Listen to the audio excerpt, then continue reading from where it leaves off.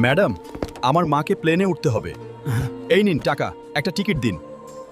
এই টাকায় টিকিট তো দূরের কথা, এয়ারপোর্টে এক কাপ চাও পাবি না। ভিখারি, তোকে ভেতরে ঢুকতে কে দিয়েছে? তুমি আমাকে আর আমার মাকে অপমান করেছো। আমি একদিন এই এয়ারপোর্ট কিনে ফেলবো।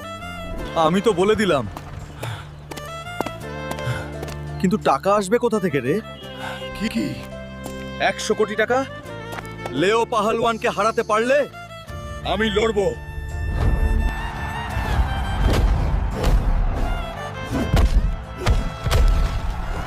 বন্ধুরা, তাড়াতাড়ি লাইক আর সাবস্ক্রাইব করো, তাহলেই আমি শক্তি পাবো।